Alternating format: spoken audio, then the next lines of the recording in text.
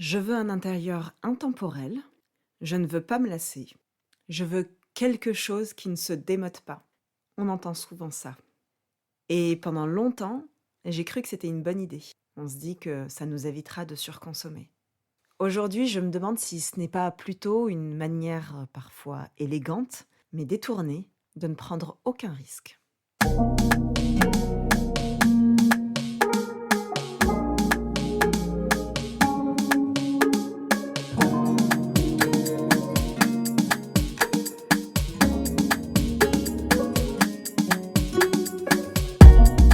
Bienvenue dans Les Beautés d'intérieur, un podcast signé Maison Alouane. Ici, la décoration n'est jamais seulement esthétique, elle raconte nos histoires, nos héritages et bien sûr notre façon d'habiter le monde. Je suis Ijlel, décoratrice et coloriste d'intérieur. Marhaban dans ce nouvel épisode. Alors, c'est vrai que ces dernières années, on a eu cette quête de l'intemporel, on l'a entendu à tout va, les marques s'en sont servies, même les décorateurs, architectes d'intérieur, architectes, les gens à tout va sur Instagram, sur les réseaux sociaux, ont parlé justement de cette notion d'intemporalité qui, moi, me dérange quelque peu puisque je considère, et c'est certainement aussi quelque chose qui est très culturel, mais je considère que rien n'est intemporel, que rien ne peut l'être, et encore moins nos maisons. Mais l'idée, c'est que l'intemporalité voudrait dire que les choses sont faites pour durer indéfiniment, éternellement, infiniment. Et en ça, moi, c'est quelque chose qui me dérange et qui n'entre pas dans mon ensemble de valeurs. Et surtout, je pense que c'est un leurre et que on nous a menti sur cette question d'intemporalité. On a voulu nous faire croire que c'était un concept qui était possible aujourd'hui, enfin qui était possible, surtout lorsqu'il s'agit d'objets. Voilà, on nous a menti sur ce sujet et j'avais envie qu'on revienne là-dessus. Alors, bien sûr, l'idée n'est pas absurde de vouloir que quelque chose soit intemporel. Et si on regarde dans l'histoire de l'humanité, c'est une question qui a toujours habité les consciences. Les poètes, comme Ronsard, ont voulu, à travers leur œuvre, créer quelque chose qui allait traverser les siècles pour faire en sorte qu'ils vivent toujours à travers ces œuvres. On a toujours eu ces questionnements, en fait, peut-être depuis le début de l'humanité. On a toujours été en quête d'éternité. Alors, je ne dis pas que l'éternité n'existe pas. Je ne dis pas que ce sont des concepts absurdes.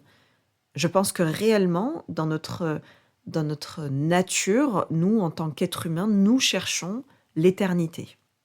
Et bien sûr, lorsqu'il s'agit de choses matérielles, et encore plus aujourd'hui, lorsque l'on investit dans nos maisons, on n'a pas envie de tout refaire dans 3 ans. On a envie d'investir dans des choses qui vont durer. On ne veut pas regretter, on veut faire les bons choix. Et donc forcément, dans tout ça, on essaye de chercher l'intemporalité. Le problème, c'est qu'on a placé le curseur au mauvais endroit. On a placé l'intemporalité dans la neutralité, dans le beige, à une époque le gris. Et on a voulu, à travers ces choix-là, ne pas prendre de risques et donc faire quelque chose qui durerait au fil des ans. On a choisi des bois clairs et ma maison en est un témoin pur. Moi, j'ai acheté cette maison, elle avait 1 an et elle a été construite pour être revendue. Et nous avons des sols gris, des portes en bois clair, des salles de bain beige. Bref, on a voulu créer des intérieurs qui conviendraient à tout le monde. Sauf que plaire à tout le monde, ce n'est pas possible. Plus je regarde les maisons qui me plaisent, vous savez, ces maisons qu'on appelle les maisons de charme, mais plus je les regarde et plus je constate que les maisons qui plaisent le plus et qui me plaisent le plus sont des maisons qui ne sont pas intemporelles, justement. Et c'est là que ça devient intéressant. Alors, revenons sur ce que j'ai déjà un peu évoqué en première partie, mais revenons sur la problématique réelle que me pose l'intemporalité. Déjà, la notion d'intemporalité me dérange particulièrement, tout simplement parce que on voudrait faire croire, on nous a fait croire depuis des années que les tendances, les goûts, que les objets, que les matériaux était quelque chose d'absolument pérenne et forcément pérenne sur le très long terme. On a voulu nous faire croire que ce qui allait nous plaire aujourd'hui en 2026 allait plaire à de potentiels futurs acheteurs qui achèteraient notre maison en 2036. On a voulu nous faire croire qu'on pouvait se projeter sur ça et comprendre l'acheteur dans 10 ans. On a voulu aussi nous faire croire qu'il existait des choses qui plaisaient à tout le monde. Et dans tout ça, bien sûr, parce que finalement, ce ne sont que des tendances dont on parle, hein, quand on parle de la neutralité, du beige, etc. Il s'agit d'une tendance. On a voulu nous faire croire que c'était une tendance qui n'allait jamais passer, dont on n'allait jamais se lasser. Or, on le sait depuis toujours, que ce soit en mode, en décoration, peu importe, les tendances passent, puis reviennent. Elles ne restent jamais. Quand bien même une tendance puisse être longue, la réalité, c'est qu'elle finit toujours par passer. Les couleurs aussi, les matériaux. Aujourd'hui, on a un retour vers les matériaux tels que le marbre, qui, à une époque, était totalement dépassé. Quand j'étais plus jeune, adolescente, je me souviens que je trouvais ces cuisines avec un comptoir en marbre, je les trouvais dépassées, démodées. Je trouvais que ça faisait très cuisine de grand-mère. Et puis, au Maroc, on en voyait beaucoup. On en voit même dans les maisons les plus pauvres. Et du coup, pour moi, c'était quelque chose qui faisait penser à pas du tout un matériau noble et tendance. Aujourd'hui, on en voit partout du marbre. Et c'est pas du tout dépassé, c'est pas du tout démodé. Aujourd'hui, c'est tendance. Et on le conçoit même comme un matériau intemporel parce qu'il y a 15, 20, 30 ans, c'était des choses qu'on voyait dans les maisons. Mais on oublie de dire qu'il n'a pas toujours été intemporel. En réalité, il l'a jamais été. Il a été la tendance d'une époque, il est à nouveau la tendance de notre époque, mais en vérité, le marbre n'a pas toujours été tendance. Et à un moment donné, il y a eu une rupture de tendance et il est en train de revenir. Enfin, il est revenu depuis quelques années. Maintenant, tout le monde a envie de marbre chez soi, et moi la première. Donc, même les styles qu'on considère tendance aujourd'hui, en fait, ils ont été à un moment donné tendance. Il y a eu une rupture. On a arrêté de les considérer comme tendance. On les a même considérés vieillots. Et aujourd'hui, ça revient. Les bois foncés ont été très tendance quand j'étais adolescente et même plus jeune. Je me souviens que mon papa voulait des meubles à un moment donné. Il voulait une salle à manger en merisier, en bois. C'était quelque chose qui était tendance et qui, je me souviens, quand il a voulu acheter cette salle à manger, je lui ai dit: «Ah non, papa, surtout pas». Aujourd'hui, je lui redirai plus la même chose parce que à ce moment-là où il a voulu l'acheter, c'était plus du tout tendance, mais lui, il l'aimait, ça faisait partie de ses goûts et il avait bien raison. Pourquoi pas, en fait? Et moi, c'était quelque chose qui me rebutait parce que j'étais une jeune adulte et que je voyais ça comme des meubles de grand-mère. Aujourd'hui, ces mêmes meubles en merisier, on les retrouve dans les intérieurs, des plus jeunes. Alors certes, peut-être poncés, peut-être pas des fois, mais en tout cas, les bois foncés sont complètement de retour. Moi, j'en ai dans mon salon et dans ma salle à manger et ça ne me dérange pas du tout, alors qu'à une époque, ça m'aurait dérangé. Tout ce qui est, bien sûr, style haussmannien, mobilier scandinave, le travertin, le chrome, les cuisines en bois, c'est des choses qui étaient dépassées à une époque et qui reviennent complètement à la mode aujourd'hui. Et aujourd'hui, on veut nous faire croire que ce sont des matériaux qui sont intemporels, qui passeront les tendances, alors que c'est pas vrai. On le sait, on se leurre nous-mêmes parce qu'on sait que c'est une tendance actuelle, qu'on en voit beaucoup et qu'à un moment donné ou un autre, ils seront dépassés. Nos enfants, quand ils verront ça, ils nous diront: mais c'est vieillot, c'est démodé, c'est dépassé. Et nos enfants ne voudront pas de ça. Ils auront d'autres tendances auxquelles ils s'identifieront. Ce que je constate, moi, c'est que le concept d'intemporel ou les choses que l'on considère comme intemporelles sont des choses que l'on va juger intemporelles après coup. C'est pas des choses que l'on juge intemporelles là, maintenant, sur le moment où on les installe. C'est après coup. On considère que comme les éléments qui ont du charme, c'est pas au moment où on les a posés, où on s'est dit c'est très charmant, ça a du charme. Non, elles ont pris le grade, elles ont pris du grade et elles ont eu cette médaille d'intemporalité et de charme quand le temps est passé, en fait. Finalement, sur ces notions-là, il est nécessaire d'avoir un regard rétrospectif et surtout de prendre du recul sur tout ça et de se dire: ok, Peut-être qu'aujourd'hui on le considère comme intemporel, mais peut-être que dans 15-30 ans, ce sera plus du tout le cas. Et ça, c'est hyper important de le prendre en compte. On a envie de créer des intérieurs intemporels parce que finalement, on veut quelque chose qui va plaire à tout le monde, qui va plaire tout le temps, en tout temps, etc. Ce qu'il est aussi important de prendre en compte, c'est que on veut des intérieurs intemporels qui vont traverser les années, qui vont nous plaire à travers les années, en pensant qu'on ne va pas se lasser. Ce qui, je l'ai déjà dit, est une notion qui me dépasse complètement parce que je pense qu'on est capable de se lasser de tout en tant qu'être humain. Je veux dire, on se lasse d'une personne avec qui on a partagé nos vies pendant 10, 20, 30 ans, 40 ans. Moi, ce qui me dépasse dans tout ça, c'est que dans la notion d'intemporalité et dans la question de lassitude, c'est que, en fait, nous, en tant qu'être humain, on est capable de se lasser de tout, d'absolument tout. Et en fait, regardez autour de vous, les gens sont capables, et c'est pas du tout un jugement, hein, mais les gens sont capables de se lasser d'un conjoint, d'un mari qui a partagé leur vie pendant 10, 20, 30, 40, des fois 50 ans, des fois plus, et du coup de changer de conjoint ou de rester seul, tout simplement euh, parce que c'est comme ça, on évolue, la vie change, les gens changent. Nous-mêmes, nous ne sommes pas les mêmes personnes qu'il y a 10, 20, 30 ans. Et c'est une bonne chose parce qu'on évolue, on change, on grandit, on vieillit aussi et nos mentalités évoluent avec le temps. Et du coup, on voudrait que nos décorations soient exactement les mêmes au fil des années, qu'elles ne bougent pas, que nos goûts n'évoluent pas alors que nous-mêmes, nous évoluons et nous changeons. Et on voudrait qu'un canapé dure toute la vie, lui. Vous voyez à quel point ça devient... je comprends, c'est logique qu'on ait envie de ça, mais c'est irréaliste par rapport à la réalité, en fait, de l'être humain et à la réalité de nos vies, en fait.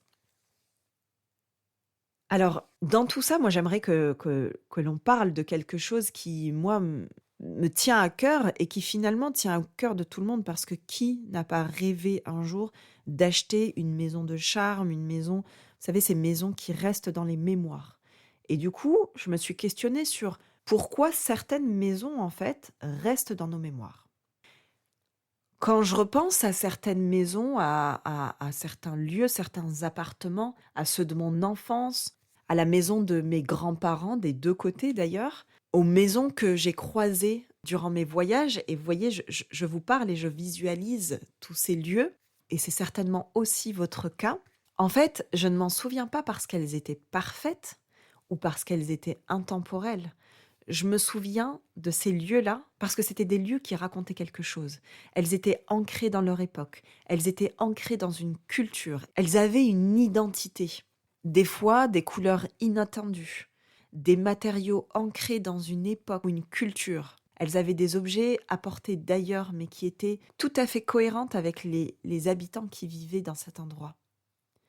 Elles avaient aussi des odeurs, et là je pense particulièrement à l'odeur de la cuisine de ma grand-mère, au sponge, ces beignets marocains qu'elle nous apportait tous les matins pour le petit déjeuner. Des fois aussi, il y avait une accumulation de motifs de carrelage, et là je pense à la maison de mon grand-père qui est un riad situé au cœur de la médina de Tétouan. Il y a tout un tas de carrelage, on ne sait même plus où poser les yeux. Il y a du zélige, il y a des motifs, des mosaïques marocaines, de la couleur en veux-tu en voilà, que ce soit sur les mtarb ou les sderi, comme on peut le dire aussi. Vous savez, ces salons marocains au niveau des tissus, de l'assise, des coussins. Mon grand-père prenait vraiment soin de sa maison et vraiment c'est un régal pour les yeux quand on y entre. Il y a autre chose qui me marque dans certains lieux que j'ai pu visiter, c'est l'accueil. Je pense notamment à un voyage que j'ai fait avec mon mari à Santorini.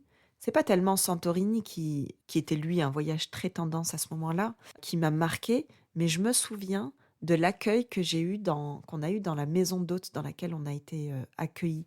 Enfin, c'était un truc un peu mi-maison d'hôte, mi-hôtel. C'était un accueil, mais on a été reçus, j'avais l'impression d'être reçue chez l'habitant et pas dans un hôtel. C'était génial, vraiment cet accueil chaleureux, cette disponibilité, ce soin, ces sourires, et puis bien sûr ce qu'on y a mangé et la façon dont on a été, où ça a été servi, la belle vaisselle, le service sur la terrasse au petit déjeuner, cette terrasse personnelle. Tout ça, ça a été quelque chose qui a laissé en moi, alors bien sûr l'architecture de Santorini qui me plaît énormément, c'est une architecture très méditerranéenne, à la chaux, avec beaucoup de matières naturelles, mais aussi beaucoup de couleurs. Dans notre chambre, il y avait beaucoup de bleu, qui est une couleur très apaisante. C'était très intéressant de découvrir ces lieux. Et vraiment, tout ça, ça m'a marqué. Cet hôtel, il était ancré dans son histoire, il était ancré dans la culture de l'île. Et du coup, ça a laissé réellement une marque indélébile en moi. Finalement, tous ces lieux dont je vous parle depuis tout à l'heure, ce sont des lieux qui ont une âme. Et c'est ça qui fait que finalement, je n'oublie pas ces lieux. Ils m'ont touchée personnellement, ils m'ont touchée parce que je me souviens de certaines choses. Hem, je me souviens par exemple, je vous l'ai pas dit tout à l'heure, mais ma grand-mère avait dans son appartement un sol en carrelage damier noir et blanc. Je me souviens de ce sol, il m'a marquée. Alors bien sûr, il m'a marquée aussi parce que, j'ai tout un tas de souvenirs dans l'appartement de ma grand-mère, mais vous voyez ce sol, à un moment donné, il a été très à la mode, puis pas du tout, puis ça revient en ce moment. Mais moi, pour moi, ce sol, je serais capable d'en mettre chez moi juste pour me souvenir, en fait, de l'appartement de ma grand-mère et de tout ce que j'ai vécu dans cet appartement. J'ai eu une enfance, ça a été génial et j'aime encore retourner, même si aujourd'hui elle n'est plus là, j'aime retourner dans cet appartement juste pour le plaisir de ces souvenirs. Et vous voyez, tous ces lieux dont je vous ai parlé, ce sont des lieux, heu, qui restent, en mémoire, qui me marquent, qui m'ont marqué, qui continuent de me marquer, parce qu'en fait, ce sont des lieux qui racontaient quelque chose des habitants, quelque chose des gens qui vivaient ou travaillaient dans ces lieux. Et c'est là que ça devient réellement intéressant. C'est là qu'on marque l'histoire, c'est là qu'on marque les lieux. Alors bien sûr, je ne vais pas vous laisser sur ça et uniquement sur ça. Je vais vous proposer des idées pour éviter de vous lasser, justement. Si vous êtes arrivé jusque-là et c'est que potentiellement vous êtes d'accord avec ce que je vous ai raconté juste avant, mais vous êtes certainement en train de vous dire, c'est bien beau tout ça, mais j'ai toujours peur de me tromper. Vous avez peut-être plus peur de vous lasser parce que vous avez compris que la lassitude, ça fait partie de la vie, mais vous avez quand même peur de vous tromper. Alors je vais être très directe avec vous. Je ne pense pas que réellement on puisse se tromper en décoration quand un meuble, une couleur, un choix déco a du sens pour nous. Ça ne peut pas être une erreur. Je pense que, et même si encore une fois l'intemporalité c'est une notion que j'ai du mal à concevoir lorsqu'il s'agit d'objets, je pense que si vous cherchez tout de même cette intemporalité, en tout cas des choses qui vont durer le plus possible, des choses dont on ne va pas se lasser au bout d'un mois, il faut sélectionner des couleurs et des objets, des meubles qui vont avoir du sens pour vous. C'est-à-dire qu'à partir du moment où vous choisissez, où vous faites des choix en conscience, des choix qui vous ressemblent, des choix qui vont parler d'un souvenir qui vous a marqué, qui vont être en rapport avec votre culture, quelle que soit votre culture, des choix qui vont être en rapport avec votre histoire familiale ou avec votre histoire personnelle, des objets qui vont vous procurer une émotion ou une couleur qui va vous procurer une émotion ou qui va être choisie pour une émotion que vous voulez ressentir chez vous. Je pense qu'à partir de là, il y a très peu de chances que vous vous trompiez et surtout, vous allez faire des choix qui vont durer, qui vont avoir une certaine pérennité. Durer éternellement, je n'y crois pas une seconde.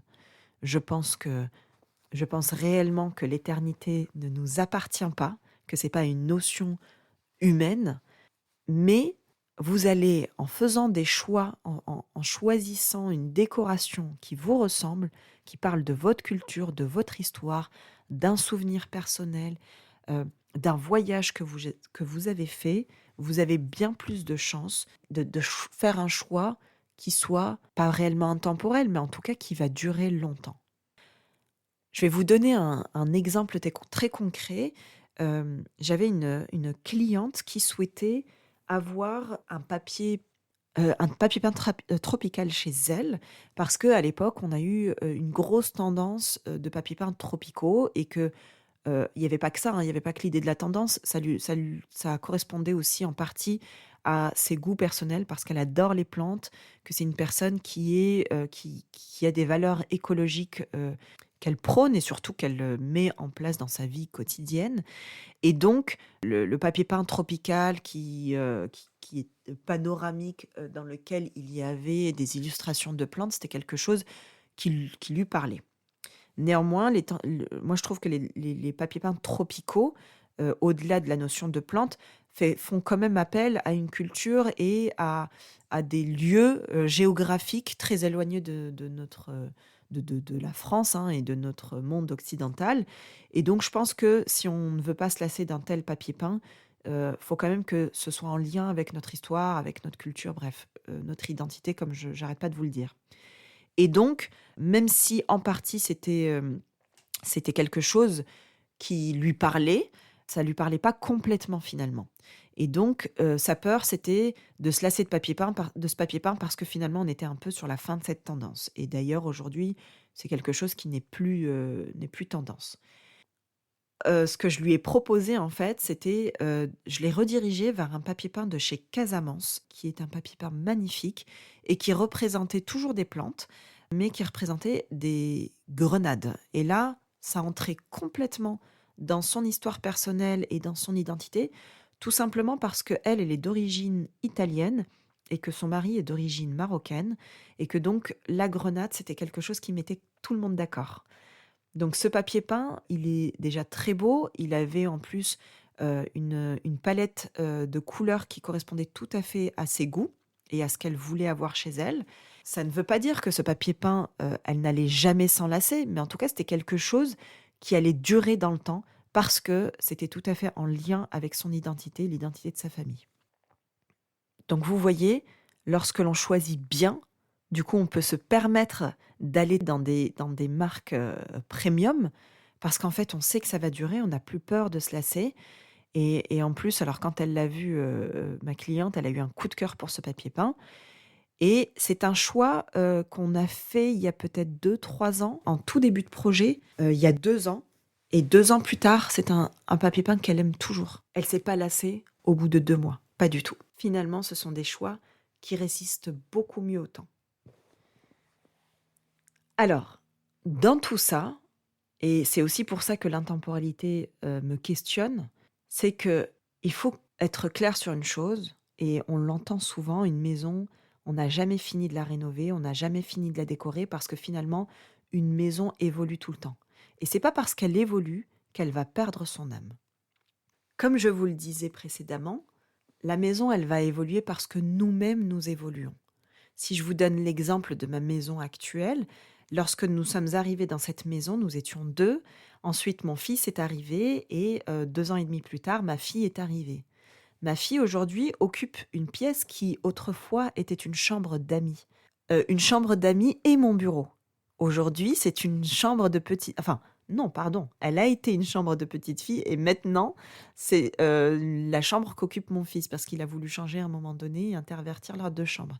Donc vous voyez, les chambres d'enfants déjà ont beaucoup évolué et la chambre de mon fils, en 4 ans de vie, elle a énormément évolué. Ça a été un bébé qui avait certains besoins, puis c'est devenu un petit garçon de 2 ans qui avait d'autres besoins et aujourd'hui c'est un petit garçon de 4 ans qui a des envies, qui lui sont propres. Moi, j'aurais envie de certaines choses dans sa chambre, mais on va la faire évoluer et peut-être que dans 2 ans, 3 ans, ce petit garçon aura encore grandi et il va me dire, «Maman, je voudrais autre chose» et c'est normal en fait et il y a aucun problème, c'est OK.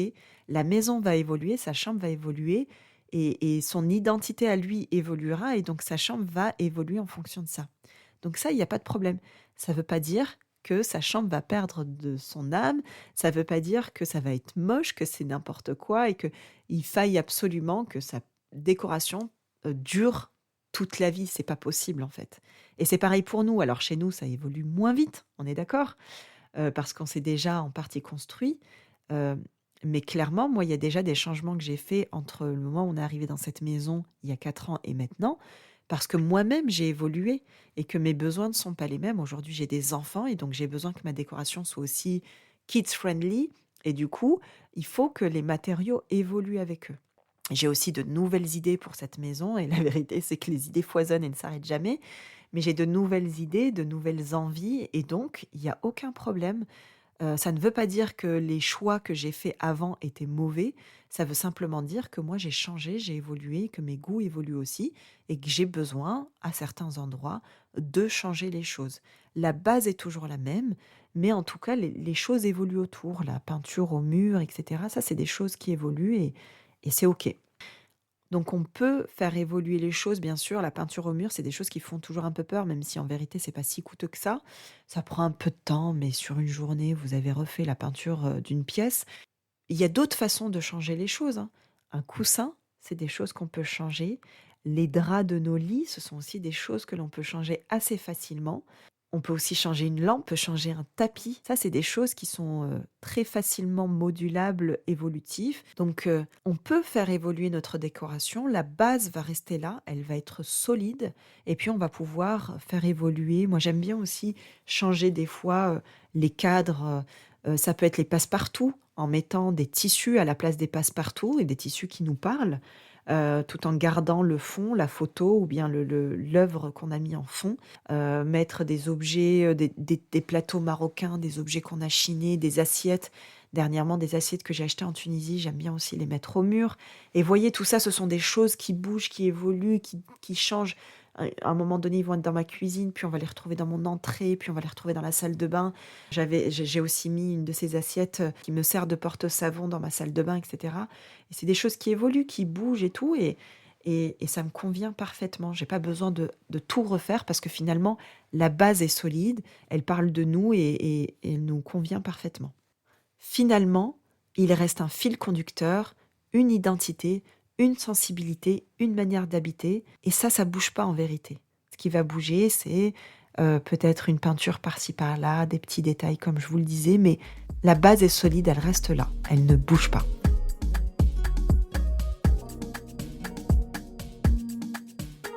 Finalement, vous l'avez compris, je ne crois pas aux intérieurs intemporels. Je crois aux intérieurs qu'on aime longtemps et aux intérieurs personnels. Aux maisons qui évoluent avec ceux qui y vivent, aux maisons qui racontent quelque chose. Parce qu'au fond, ce qui vieillit le mieux, ce n'est pas toujours ce qui est le plus neutre, c'est souvent ce qui est le plus sincère. Merci d'avoir écouté cet épisode des Beautés d'intérieur. Si cet épisode vous a parlé, partagez-le autour de vous ou laissez-moi une note, c'est ce qui m'aide le plus à faire grandir ce podcast. Et pour retrouver mon univers et mes projets, rendez-vous sur Instagram @maison.elouane, ALOUANE, ou sur mon site internet www.maison-elouane.com. À bientôt pour un nouvel épisode.